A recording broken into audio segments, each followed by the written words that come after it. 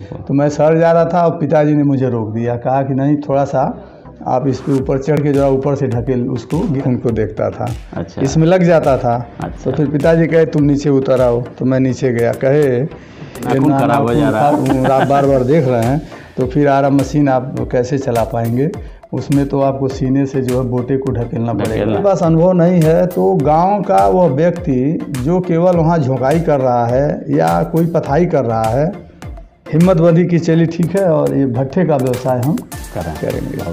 पिताजी ने कहावत उसमें कही। अच्छा। उन्होंने कहा कि मेढक होते हैं ना, उन्होंने कहा कि मेघुची ने अगर टांग उठा दिया तो वर्षा का जो है भोलेनाथ की कृपा और हनुमान जी की कृपा हमारे परिवार पर सदैव रहा है।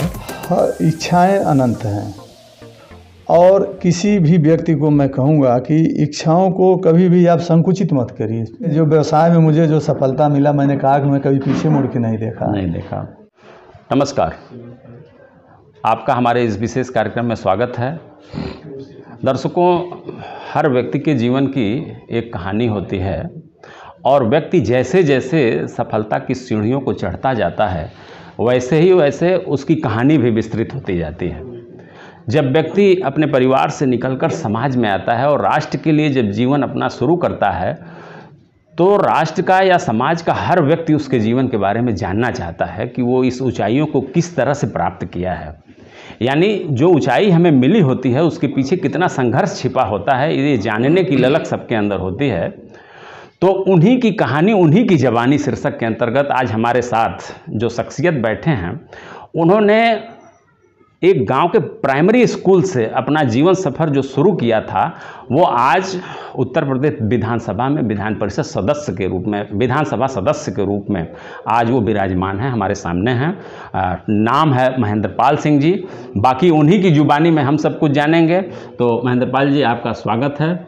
जैसा कि हमने कहा कि उन्हीं की कहानी, उन्हीं की जुबानी, तो आपकी कहानी और आपकी जुबानी, हम आपके बारे में ये जानना चाहेंगे। जिसे इतना मुझे पता है कि आपने जो जीवन शुरू किया गांव के उस गलियारे से, जब प्राथमिक विद्यालय में आप पढ़ते थे, और वहां से लेकर के आप शहर में, और शहर के चकाचौंध ने आपको प्रभावित नहीं किया और आप अपने लक्ष्यों पर चलते रहे और आज संभवतः आप वह मुकाम हासिल कर लिए जिसकी आपके अंदर चाह थी।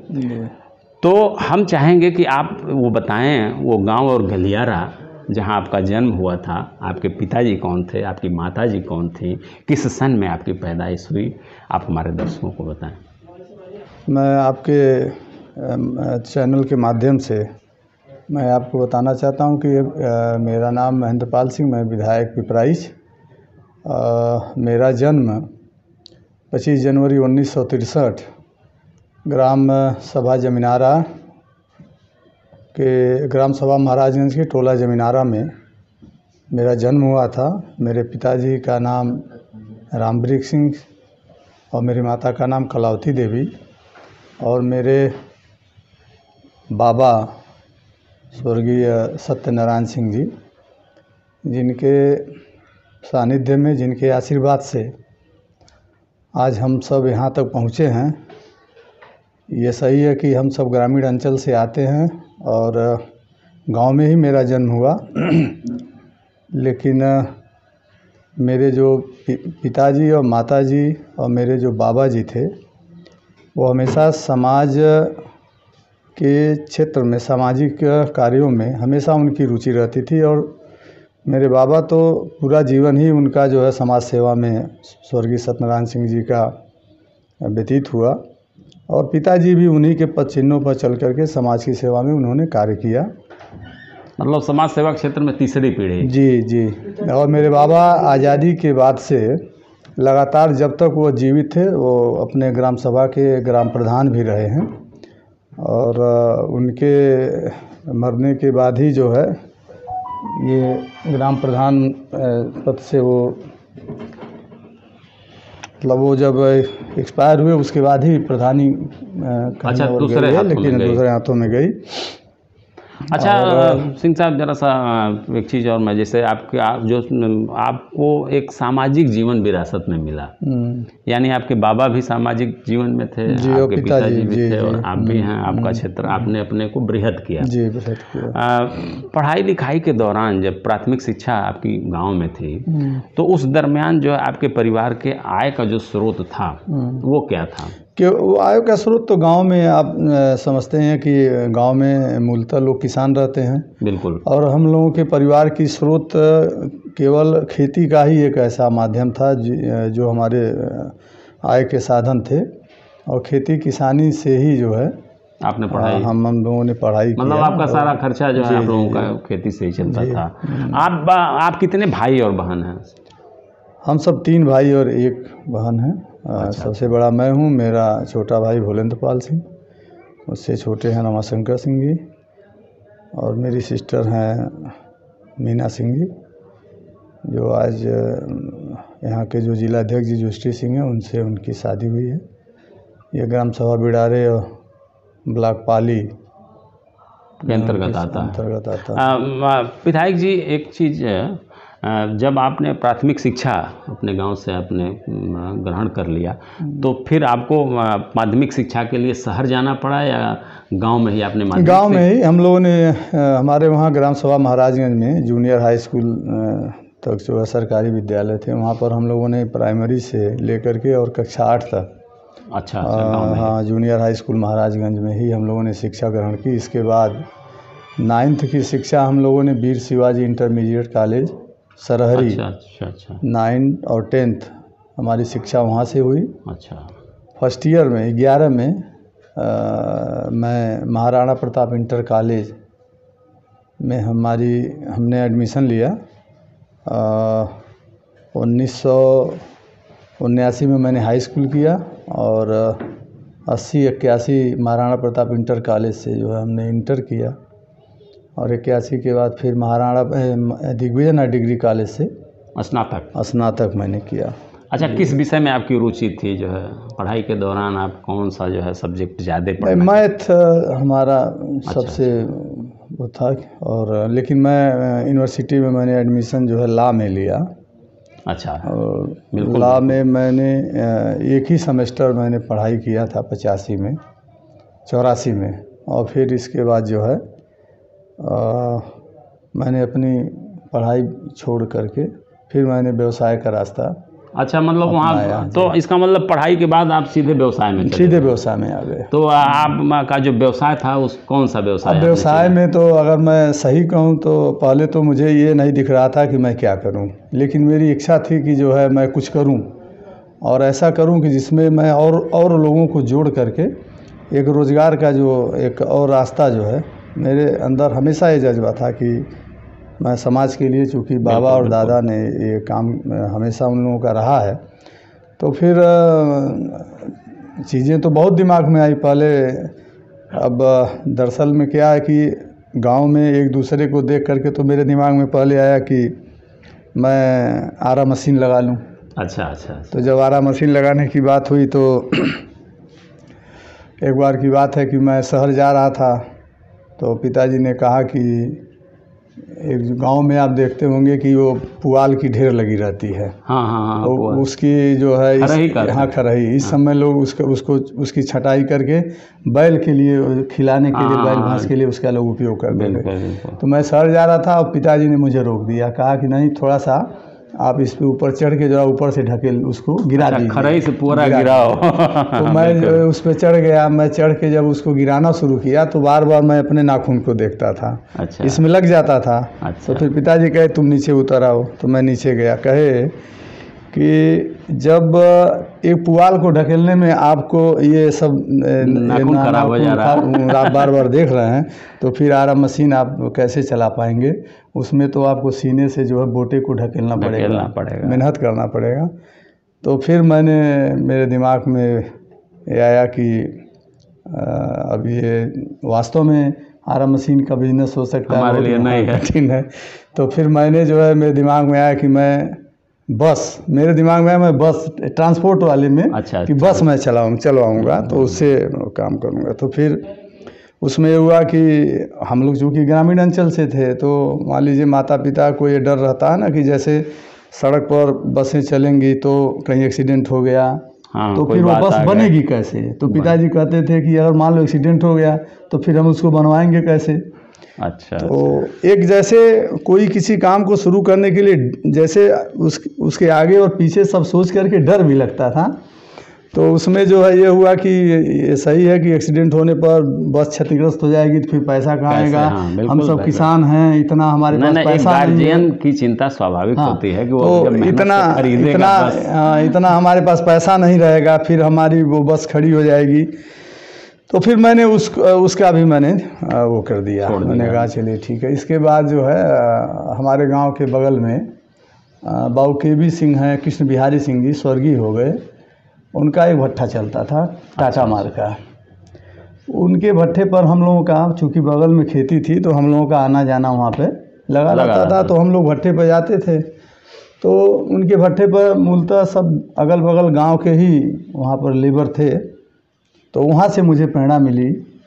उन लोगों ने कहा कि आप गांव के बड़े आदमी हैं और बड़े ख़ानदान से आते हैं, आप इस काम को करिए। मैंने कहा यार मेरे पास अनुभव नहीं है। तो अब देखिए, मैंने कहा मेरे पास अनुभव नहीं है, तो गांव का वह व्यक्ति जो केवल वहाँ झोंकाई कर रहा है या कोई पथाई कर रहा है, कोई भराई कर रहा है, उन सबों ने मुझसे कहा कि आप बाबू केवल आगे आइए, हम सारी जानकारी हम लोग आपको दे देंगे। फिर वहाँ से मेरे मन में ये एक हिम्मत बंधी कि चलिए ठीक है और ये भट्ठे का व्यवसाय हम करेंगे। बहुत सही। अब जीवन में जैसे हर मनुष्य, देखिए मैं तो ये कहूँगा कि ईश्वर सबको मौका देता है। हाँ बिल्कुल, हर व्यक्ति को, कोई ऐसा प्राणी नहीं है जिसको ईश्वर मौका नहीं देता। अब आप उसको कैसे अवसर में आप उसको बदलते हैं। अब उस समय तो कहिए कि चूँकि मैंने पढ़ाई छोड़ी थी तो उस क्षेत्र में मान लीजिए आपदा, बाबू पिताजी ने कहा कि एक कहावत उस समय उन्होंने कहा कि जब मैंने पढ़ाई छोड़ करके जब मैं घर आया तो माँ से बताया, तो माँ ने पिताजी से बताया, तो पिताजी ने एक कहावत उसमें कही। अच्छा। उन्होंने कहा कि मेढक होते हैं ना, उन्होंने कहा कि मेघुची ने अगर टांग उठा दिया तो वर्षा का जो है अच्छा संकेत है, यानी बारिश होगी। हाँ, मतलब हाँ। मतलब अभी हमको अभी लग गया, अभी क्या करेंगे, कुछ नहीं करेंगे। हाँ। जैसे अच्छा, मतलब ये कुछ करेंगे नहीं। तो फिर हमको ये लगा भी। तो फिर उस समय वहाँ भट्ठे पर जाने से जो एक हमें संबल मिला उन मजदूरों के द्वारा, फिर हमने जो है ये प्रस्ताव जो है अपने पिताजी के सामने तीसरे के माध्यम से, एक रामानंद सिंह उनके बड़े दोस्त थे, उनकी बात वो कभी टालते नहीं थे। तो मैंने रामानंद सिंह जी से कहा कि चाचा मैं भट्ठा चलाना चाहता हूँ और आप ज़रा पिताजी से मेरी पैरवी कर दीजिए, मुझे डर लग रहा है क्योंकि पैसा इसमें लगेगा ज़्यादा। तो रामानंद सिंह जी ने मुझे हिम्मत धराई और उन्होंने कहा कि ठीक है हम बात करेंगे। तो पिताजी से उन्होंने बात किया। पिताजी ने कहा कि हम सब किसान हैं, कैसे ये सोच ले रहा है, सब सिंधी लोगों का काम है। अच्छा। और इसमें हम लोगों के पास कोई अनुभव नहीं है और कहीं अगर कोई बात हो जाएगी तो फिर जो है नुकसान, बहुत दिक्कत होगी। तो फिर जो है फिर वो काफ़ी प्रयास किए। फिर उसमें हमारे गांव के लोगों की ज़मीनें थीं, सारे लोगों को फिर बुलवाया गया। सारे गांव के लोगों ने बिना पैसे की उन्होंने ज़मीन मुझे दिया। अच्छा। और उन्होंने ये कहा कि बाबू आप भट्ठा चलाइए, भट्ठा चलाने के बाद आप हम लोगों को पेमेंट दीजिएगा। मतलब ये गांव वालों का साहस मिला, ये गांव वालों का सहयोग मिला मुझे कि आप भट्ठा चलाइए। देखिए पहले के लोगों में कितनी मतलब ईमानदारी कूट के भरी हुई थी, लोगों के प्रति सहयोग की भावना। आज समाज कहाँ जा रहा है आप स्वयं देख लीजिए। मतलब मैंने प्रस्ताव रखा कि चाचा ये आप लोगों की ज़मीन है, हम यहाँ भट्ठा लगाना चाहते हैं। तो उन लोगों ने शर्त स्वीकार किया कि बाबू आप भट्ठा लगाइए और भट्ठा चलाने के बाद मुझे पैसा दीजिएगा। बिल्कुल। तो एक फाइनेंशियल जो ज़मीन खरीदने में मेरा पैसा लगता, एक वो दूर हो गया वहाँ पे। बिल्कुल बिल्कुल, बहुत बड़ी मदद जी। और उसके बाद पिताजी को भी हम लोगों ने राज़ी किया, गांव वालों ने ज़मीन दे दिया। फिर उसके बाद जो है हम लोगों ने उस पर जो है मतलब व्यवसाय उस पर हम लोगों ने शुरू किया। उसमें तो जो पिताजी की आशंका थी कि अगर भट्ठा बैठ गया, हाँ, तो क्या भट्ठा बैठा है आपका या नहीं, आपने कभी बैठने नहीं कभी दिया? नहीं। देखिए, भोलेनाथ की कृपा और हनुमान जी की कृपा हमारे परिवार पर सदैव रहा है। और मैं आपको बताऊं कि 2000 जो है 1985 में जब हमने 85-86 में भट्ठा लगाया, वास्तव में वो 4-5 वर्ष जो था वो काफ़ी चुनौतियों का वर्ष रहा है। तो होता है, क्योंकि जो उसमें पैसे लगने थे उसके अनुरूप मेरे पास पैसे थे नहीं। हम उस समय 70,000 रुपये से अपना बिजनेस शुरू किए थे। अच्छा, 1985 में 70,000 रुपये से मैंने अपना बिजनेस शुरू किया था। तो लोगों का प्यार, सहयोग, ज़मीन फ्री मिल गई। वो ज़मीन का पैसा हमें बाद में देना पड़ा। और हमारे जो फादर इन लॉ थे स्वर्गीय रामोद सिंह, उनके भी भट्ठे चलते थे। उन्होंने कोयले का सहयोग किया, कुछ लेबरों का सहयोग किया। यानी मेरा जो पैसा लगा था 1985 में 70,000 लगा था। 70,000 रुपया लगा। अच्छा, इस दरमियान जो है आप जैसे व्यवसाय में तमाम सारे कंपटीशन होते हैं, चुनौतियां होती हैं, तो उन चुनौतियों से आप कैसे? मेरे अंदर हमेशा, मैं शुरू से ही बहुत ही एक दूसरे किस्म का मैं व्यक्ति था। आज भी आप अगर कहीं भी देखें, मैं हर काम को बड़े ही निष्ठा और बड़ी ईमानदारी और ठीक ढंग से को आप स्वीकार करते हैं। मैंने कभी भी अपने मेरा सबसे पहला जो ईंटा निकला था MPS मार्क का, अपने नाम से ही निकला था। मैंने क्वालिटी से कभी समझौता नहीं किया। और आज के डेट में पूरे गोरखपुर में अगर मेरे MPS और सॉलिड को आप किसी से भी पूछेंगे, वो चाहे वो आर्किटेक्ट हो, चाहे वो कॉन्ट्रैक्टर हो, यानी हर व्यक्ति के दिमाग में यह है कि सॉलिड ईंटा अच्छा है। अच्छा, जबकि अन्य लोग भी मेरे ही नाम से कई लोगों ने उसमें जो है अच्छा डुप्लीकेसी भी लोगों ने किया। और वो ईंटा जब कहीं लोग, अब चूँकि इसमें कोई इसका जो ट्रेडमार्क है, मैंने पेटेंट भी बल्कि MPS को मैंने करा लिया है। अच्छा, अच्छा। और 2 भट्ठे वालों को मैंने नोटिस भी भेजी है कि आप इसको बंद करिए। और सॉलिड मार्क का जो ईंट है उसका भी मैं पेटेंट करा रहा हूं। मतलब आपने क्वालिटी से समझौता नहीं किया, और जो क्वालिटी युक्त होता है नकल उसी की होती है। मैंने कभी नहीं समझौता किया। और उसी की देन है कि आज हम मतलब यहाँ पहुँचे हैं। बड़ा चुनौतीपूर्ण रहा है, और भट्ठे में हमने कभी पीछे मुड़ के नहीं देखा। अच्छा, ये बताइए, व्यवसाय आपने शुरू कर दिया, शादी आपने कब किया? देखिए, शादी पहले बचपन में बहुत पहले हो जाती थी। हमारे बाबा काफ़ी एजेड थे, उनकी इच्छा थी कि हमारे नाती की शादी हो। यानी व्यवसाय के पहले आपकी शादी हो गई, इसीलिए व्यवसाय में आप लग गए। जी। और मेरी पत्नी का बड़ा सहयोग रहा। और उसमें आपकी शादी कहाँ हुई? ये शादी हमारी हुई है बारी गांव है, कप्तानगंज के पास, जो है महाराजगंज जिले में पड़ता है। अच्छा। हमारे ससुर जी बहुत बड़े ठेकेदार थे। और 1978 में 1978 में मेरी शादी हुई। अच्छा। तब मैं मात्र 16 वर्ष का था। अच्छा। और विदाई तो शादी में ही पत्नी आ गई? नहीं, 5 साल बाद। 21 साल की उम्र में मेरी वाइफ आई। और उनका बड़ा सहयोग रहा हर स्तर पर। अगर मैं आपके चैनल से के माध्यम से मैं अगर ये कहने में मुझे भी कोई गुरेज नहीं है कि जब उस 70,000 की व्यवस्था में, चूँकि ज्वाइंट फैमिली थी, और ज्वाइंट फैमिली में एक अलग बिजनेस खड़ा करना, उसमें आप समझते हैं कि गांव में जो ज्वाइंट फैमिली होती है वो सबके लिए कोई भी काम होता है तो बड़ी दिक्कतें होती हैं काम करना। तो उस समय बहुत चीज़ें ऐसी थी, मतलब जीवन साथी का भरपूर सहयोग मिला। और हर दृष्टि से, हर दृष्टिकोण से। और आज भी मतलब उनका काफ़ी सहयोग रहता है। तो नाम आप हमारे दर्शकों को बताएं अपने पत्नी। प्रेमलता सिंह, वो प्रमुख रही हैं। अच्छा, प्रमुख वही रही हैं। अच्छा, ब्लॉक प्रमुख वही रहे हैं। आप प्रमुख प्रतिनिधि रहे हैं? हाँ, मैं प्रमुख प्रतिनिधि था। अच्छा, बच्चे आपके कितने हैं? मेरे बच्चे 2 हैं, एक लड़का है, एक लड़की है। अभिषेक, लड़की बड़ी है, वो BDS की थी। और उसकी शादी एक डॉक्टर हैं जो है इस समय तो लखनऊ में है, डॉक्टर रणवीर सिंह, उनसे उनकी शादी हुई है। और बालक हमारे MBA करने के बाद ICICI बैंक में मैनेजर थे। अच्छा। फिर इसके बाद मैंने उनको भी वहाँ से अपने व्यवसाय नौकरी से हटा करके फिर मैंने उनको एक विद्यालय मैंने बनाया, रेनेसांस एकेडमी। उसमें भी मैंने टिल डेट से ही सारी सुविधाएं, जो एक विद्यालय बना करके लोग 5 साल, 4 साल, 8 साल में जो सुविधाएं देते हैं, मैंने उस विद्यालय को उसी शुरुआती दिनों से ही मैंने उसमें सारी व्यवस्थाएं दी हैं रेनेसांस एकेडमी में। मतलब आपने व्यवसाय बदल दिया, अब जो है भट्ठा की जगह शिक्षा के क्षेत्र में, चूंकि शिक्षा के क्षेत्र में भी आपने एक ही बालक हैं, लोगों का कहना था कि बाबू भट्ठा बड़ा वैसा है और आप विद्यालय खोलिए, लेकिन मेरे दिमाग में था कि विद्यालय वही बनाऊंगा, नकल वाला नहीं।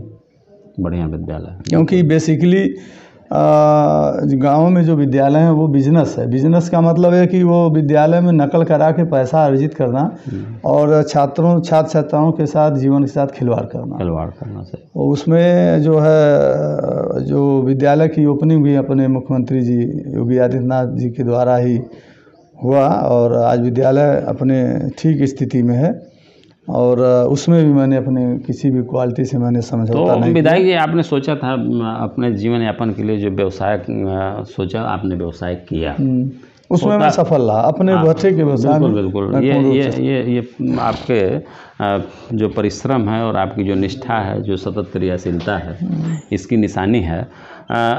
व्यवसाय के बाद जब आप राजनीति में आपका आना, कैसे राजनीति का जो प्रवेश है, देखिए हमारा कहाँ से उसमें आप प्रेरित हुए, कैसे? पूरा हिंदू समाज जो है मंदिर से जुड़ा हुआ था। मैं तो कहूँगा पूरा हिंदू समाज जो है गोरखनाथ मंदिर से जुड़ा हुआ है। बिल्कुल।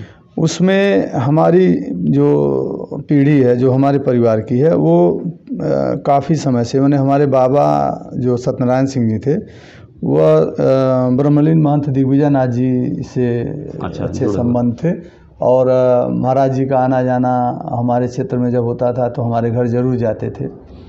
तो फिर इसके बाद अमरनाथ जी महाराज आए, उनसे भी हम लोगों के, और फिर ये हमारा ज़्यादा प्रगाढ़ संबंध छोटे महाराज जी से, योगी आदित्यनाथ जी महाराज जी से, जब ये मंदिर में आए, इसके बाद हम लोगों का जो एक जो रिश्ता बना, जो जुड़ा हुआ, ये अनवरत आज भी हम लोगों का चल रहा है। और महाराज जी की प्रेरणा से जो है मैं ब्लॉक प्रमुख हमारी पत्नी बनी और कहीं न कहीं आज हम विधानसभा में पहुँचे हैं तो परम पूज्य महाराज जी ने ही मेरे मन मंदिर में जो है वो अंकुरित जो बीज है उन्होंने ही बोया कि तुमको विधायक की लड़नी है। उन्हीं से प्रेरणा और सहयोग भी उन्हीं का मिला। जी, सारा श्रेय महाराज जी का ही है। उन्हीं के प्रेरणा से पहले मुझे मानीराम से कहा गया, फिर किन्हीं कारणों से मानीराम से फिर हमको रोका गया। बड़े महाराज जी ने कहा कि अभी आप प्रमुख हैं, बाद में छोटे महाराज जी अवसर देंगे।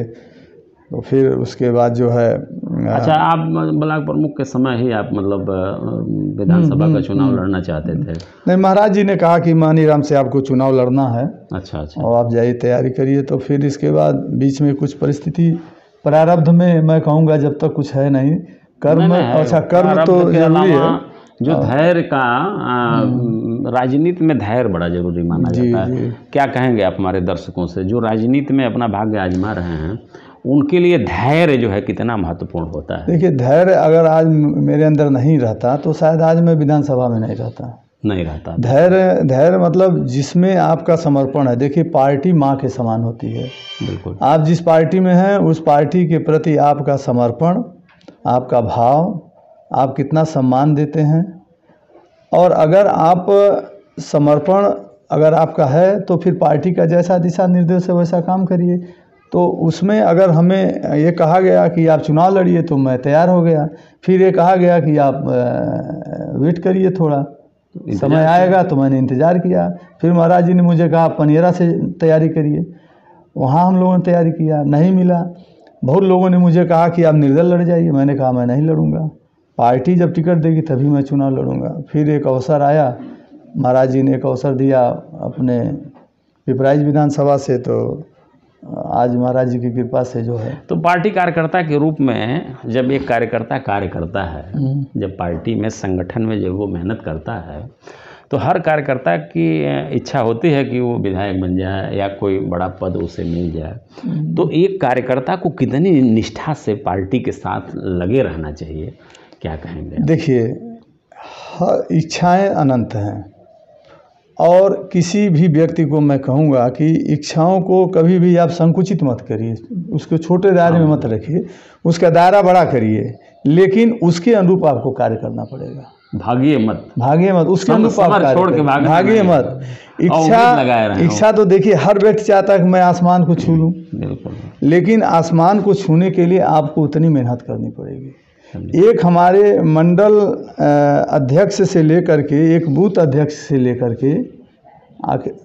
लेकर के और लोग हाँ राष्ट्रीय अध्यक्ष तक बने। बिल्कुल बिल्कुल बिल्कुल, वही बना है, वही बना है। तो आप ये समझिए कि मैंने पहले भी कहा कि जो है प्रारब्ध, और प्रारब्ध के पहले कर्म, कर्म ही प्रधान है, और कर्म आप करेंगे तो निश्चित है आपको सफलता मिलेगी, लेकिन उसमें आपको धैर्य रखने की ज़रूरत है। और अगर आप वास्तव में धैर्य रखे हैं और पार्टी के जो भी दिशा निर्देश हैं उसके अनुरूप आप पार्टी के लिए समर्पित हैं और आप कार्य कर रहे हैं, तो जब अवसर आएगा तो पार्टी भी आपके बारे में सोचेगी। लेकिन आपको उन कार्यकर्ताओं में, आपको अपने को, भाई अगर हमारे 100 कार्यकर्ता हैं, 100 हमारे पदाधिकारी, 100 में कुछ ऐसे भी होते हैं कि जो हमारे बड़े नेताओं की निगाह में आ जाते हैं, और बड़े नेताओं की निगाह में कौन आता है? जो व्यक्ति उन लोगों में भी अच्छा कार्य करता है। भाई सब तो विधायक बन नहीं जाएगा, बिल्कुल बिल्कुल, विधानसभा का तो एक ही विधायक होगा, बिल्कुल, लेकिन उसकी टिकट पाने के होड़ में बहुत लोग होंगे। लेकिन टिकट के पाने की चाह में आपको क्या कर्म करने चाहिए, ये भी आपको ऊपर का शीर्ष नेतृत्व ये भी देखता है। तो सब मिला जुला करके कर्म आप कितना कर रहे हैं ये उस पर डिपेंड करता है, और कर्म के साथ साथ आप कितना जो है धैर्य भी रखे हुए हैं, और पार्टी के अनुरूप, पार्टी के रीतियों नीतियों पर, पार्टी के सिद्धांतों पर कितना आप खरा उतरते हैं। अक्सर ये कहा जाता है विधायक जी कि ईमानदारी, साहस, संकल्प और एक उत्सुकता जो मन में होती है, अगर ये सारी चीज़ें व्यक्ति के जीवन में हैं तो कहीं न कहीं वो किसी न किसी स्थान पर वो जो पहुंच ही जाता है, जो उसके लक्ष्य होते हैं वो उसे मिल ही जाते हैं। तो जीवन में ईमानदारी का जो महत्व है वो आप अपने इस राजनीतिक जीवन में किस तरह से उसका पालन आप करते हैं? अब देखिए, हम तो पूरा प्रयास करते हैं। देखिए, ईमानदारी का तो पहला मैंने परिचय दिया अपने महाराज जी के मंच पर। मैंने कहा कि मैं विद्यालय में पैसा नहीं दूंगा, विद्यालय में पैसा नहीं वो पैसे की ईमानदारी तो बाद में आती है, जो कार्य के प्रति ईमानदारी अब देखिए कार्य के प्रति, जैसे मान लीजिए कि अगर आप अपने कार्यकर्ता को निर्देश देते हैं कि यह कार्य करो, और वह कार्य न करके वो आपको बताता है, वह कार्य नहीं करता है और आपको दिग्भ्रमित करने का प्रयास करता है, तो ये जो एक ईमानदारी पर जो सवाल उठता है, उसकी प्रासंगिकता पर जो सवाल उठता है कि जो कार्य आपको सौंपा गया उस कार्य को आपने ईमानदारी से। अब देखिए, जैसे मान लीजिए मैं विधायक बना, विधायक बनने के बाद हमारा क्या दायित्व है ये मुझे सोचना है। बिल्कुल बिल्कुल बिल्कुल। जनता है, जनता हमसे उम्मीद करती है वही चीज़ है कि हम विधायक से मिलें, अपनी बात कहें और हमारे काम हों। तो मैं जब से विधायक बना हूँ, अगर मैं गोरखपुर में हूँ तो जैसे अगर गर्मी जब बड़ा दिन है तो हम 9 बजे, 9 से 9:30, और जब दिन छोटा है जैसे इस समय मैक्सिमम 10 बजे तक हम अपने कार्यालय में बैठ जाते हैं, और तब तक नहीं उठते हैं जब तक हमारी जनता यहाँ पे आती है। हाँ, अगर कोई कार्यक्रम है तो उस कार्यक्रम के निमित्त, जैसे मान लीजिए मैंने कहीं कोई समय दे दिया 12 बजे का, तो स्वाभाविक है मुझे 11:30 बजे यहाँ से निकलना पड़ेगा। तो जैसे विधायक है, चाहे वो जिला पंचायत सदस्य हो, चाहे वो एक ग्राम प्रधान, निचली इकाई का एक गांव का ग्राम प्रधान हो, सबको जनता के द्वारा ही लोग चुन के आते हैं। तो जनता के प्रति उनकी जवाबदेही एक बहुत बड़ी एक जिम्मेदारी है कि जनता ये चाहती है कि हम अपने जनप्रतिनिधि से डायरेक्ट मिलें और अपनी समस्याओं को कहें। अगर मैं ये 4 वर्ष मेरे 19 मार्च को पूरे होने जा रहे हैं, 4 वर्ष में 365 × 4 करके आप कैलकुलेट कर लीजिए, तो शायद कोई ऐसा दिन रहा हो अगर मेरी और मैं ये भी बताऊं, लखनऊ विधानसभा के अलावा 4 साल के अंदर मैं नहीं गया हूं। विधानसभा चली है सत्र में, या वहां से बुलाया गया हो, जैसे किसी कारण से पार्टी ने बुला लिया है, मुख्यमंत्री जी ने बुला लिया है, इसको छोड़ के, और विधानसभा अगर चल रही है इसको छोड़ करके मैं लखनऊ नहीं गया हूँ। क्योंकि पार्टी में जब हमें वहाँ पर जब जो शिक्षा दी गई वो विधायक बनने के बाद, उसमें यही बताया गया कि अगर दोबारा चुन के आना है तो जनता के बीच में रहिए। बिल्कुल। लखनऊ का अगर आप चक्कर काटेंगे तो फिर जनता आपको दोबारा नहीं भेजेगी।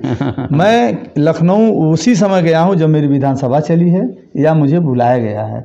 मैं 24 आवर जनता के बीच में, मैं अपने व्यवसाय को, अपने पुत्र को समर्पित करके मैं टोटल यहाँ बैठता हूँ जब तक लोग आते हैं। इसके बाद जो मेरे कार्यक्रम लगे रहते हैं फिर वहाँ जाते हैं, फिर उस कार्यक्रम के अनुरूप हम उन गांव में जाते हैं।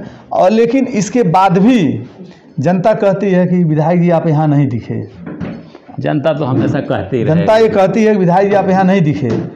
लेकिन ठीक है, उनकी बात अपने जगह पे सही है कि मैं वहाँ नहीं गया तो मैं वहाँ नहीं दिखा। मतलब हर व्यक्ति की अपनी अपेक्षाएं होती हैं और वो अपने हिसाब से मेरे अंदर ये भी एक बात रहती है कि हर व्यक्ति उम्मीद के साथ यहाँ आता है, और मैं अगर यहाँ न मिलूँ तो उनके मन मस्तिष्क में होगा कि मैं गया और विधायक जी नहीं मिले। तो ये इस चीज़ का मेरे अंदर हमेशा सदैव ख्याल रहता है। और इस नाते मैं रेगुलर अपने कार्यालय में बैठता हूँ।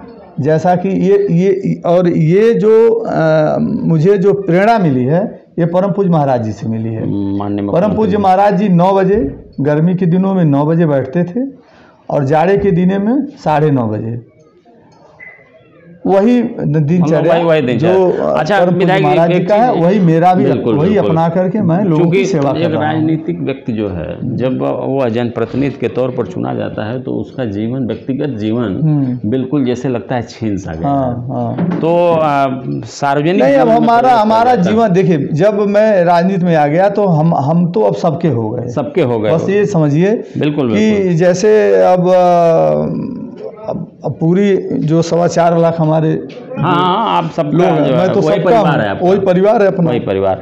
ऐसी स्थिति में आपको जो है परिवार में समय न दे पाने की कितनी कसस आपको खलती है? देखिए, परिवार में हम बच्चे भी चाहते होंगे, देखिए एक चीज़ और हम बता दें कि समय, ये तो लोग जो है जो भी बातें करते हैं मैं इस चीज़ को नहीं समझ पाता हूँ। देखिए, इस 19 मार्च को मैंने कहा 4 साल पूरा हो जाएगा। 4 साल के अंदर मैं अपनी विधानसभा के अंदर कहीं भी किसी भी तरह का, बहुत से लोग कहते हैं विधायक जी आज हमारे वहाँ भोजन हो जाए, आज हमारे वहाँ भोजन हो जाए।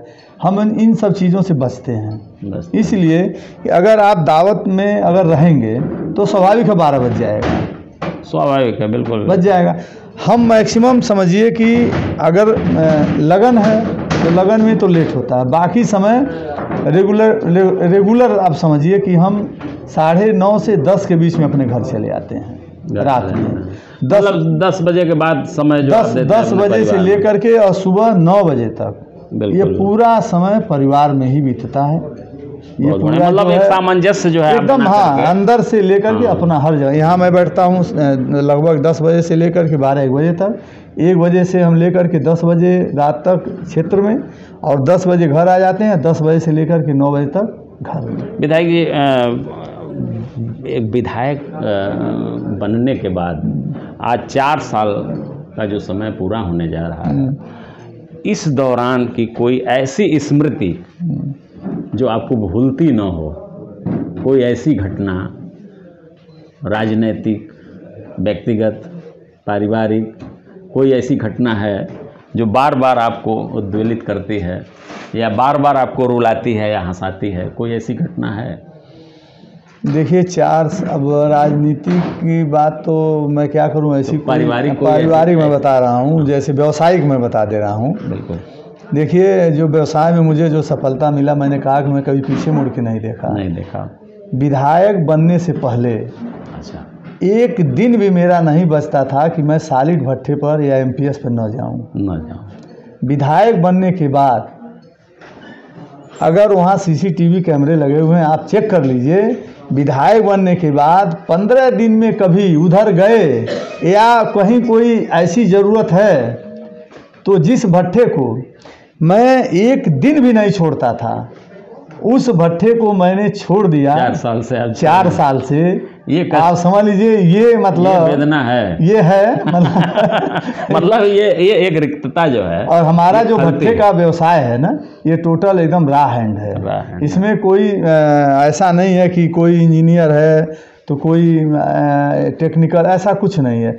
वो सब रॉ हैंड है। उसमें अगर जिसको कहते हैं कि भट्ठा मालिक, जो भट्ठे का ओनर है, अगर वो समझदार नहीं है तो उसका भट्ठा सही से बिल्कुल नहीं चल पाएगा। लीडर जो होता है। लेकिन आज हमारे वहाँ ये है कि जितने भी मैनेजर हैं या लेबर हैं, सारे कोई 20 साल पुराना है, मैनेजर कोई 30 साल पुराना है, सारे के सारे लोग आज भट्ठे पर हैं। मैं नहीं भी हूँ, फिर भी मेरा भट्ठा किसी से खराब नहीं चलता है। लेकिन एक कसस ये रहती है कि जिस भट्टे को मैं एक दिन भी नहीं छोड़ता था, क्योंकि यहाँ से तैयार होने के बाद बस वही रूटीन रहता था कि मैं बालापार जाऊँ तो एमपीएस सॉलिड, और फिर ऐसे घूमते घूमते मेरे 5 भट्टे हैं, तो किसी दिन 3 भट्टे पर, किसी दिन 2 भट्टे पर। लेकिन जिस दिन मैं 2 भट्टे पर गया तब भी हम सॉलिड एमपीएस को देखे। जिस दिन हम 3 भट्टे पर गए उस दिन सॉलिड एमपीएस प्लस तीसरा। जिस दिन मैं चौथे वाले पे गए तो सॉलिड एमपीएस प्लस चौथा, मतलब तीसरा। मतलब सॉलिड एमपीएस मैंने कभी नहीं छोड़ा। तो अगर मैं कहूँ कि महेंद्र पाल जो प्राइमरी स्कूल में पढ़ता था, गांव में रहता था अपने पिता के साथ, तो महेंद्र पाल बेटा अच्छा था, या शादी करके आया महेंद्र पाल पति बना तो पति महेंद्र पाल अच्छा है, या फिर बच्चे पैदा हुए तो बाप बना महेंद्र पाल, वो महेंद्र पाल अच्छा है, या फिर विधायक बना महेंद्र पाल, देखिए तो कौन सा महेंद्र पाल अच्छा है? इस सवाल का जवाब देखिए, जब मैं बेटा बना तो मेरे बाप और हमारे में एकदम दोस्ती याराना थी, यानी वो भी अच्छा था। अरे इतना कि मेरे पिताजी तो कभी मुझे डांटे ही नहीं। मेरे पिताजी जब मैं जैसे कभी अच्छा कपड़ा अगर खरीद लिया, कोई मेरे पिताजी से कहा कि अरे उसने तो 2000 का जूता खरीद लिया, जैसे होता है ना गांव में, बिल्कुल, तो पिताजी उसको जवाब ऐसे देते थे कि भाई देखो कमा हो रहा है तो पहनेगा वही, ठीक ना।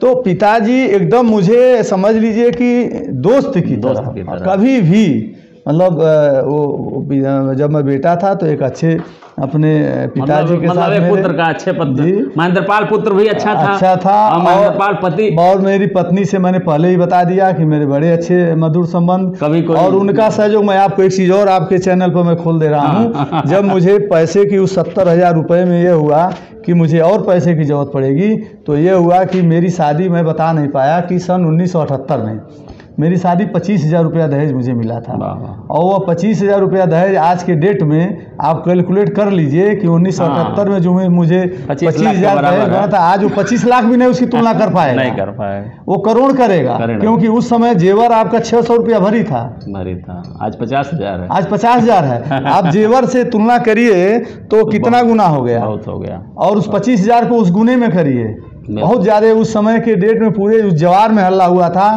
कि मेरे बाबा ने कहा, मेरे छोटे बाबा नंदन सिंह जी ने कहा कि मेरा बछड़ा 25,000 रुपये में बिका है। अरे तो उसके बाद लोग समझ नहीं पाए कौन ऐसा बछड़ा है 25,000 में बिका। तो लोग कहते थे अरे वो बछड़वा कौन बछड़ा है, कहने अरे वो रामवीर सिंह का जो लड़का है उसी की शादी 25,000 में तय हुई। मतलब अगर आज के डेट में मैं यह बात जब आपके मुख्यमंत्री जी सुनेंगे तो ये कहेंगे कि हमारा विधायक जो है अपनी जो है उस दहेज को लेकर के आज यानी लोगों में प्रेरित करेगा कि दहेज लेने के लिए जो है लोगों को प्रेरित कर रहा है। नहीं, मतलब तो दहेज की बात मैं नहीं कर रहा हूँ। मेरा ये कहना है बाबा ने कहा 25,000। जैसे सवाल ये है कि देखिए दहेज प्रथा, एक दहेज प्रथा होती है किसी को प्रताड़ित करके, किसी को दबा करके कि हम इतने में करेंगे उतने में करेंगे।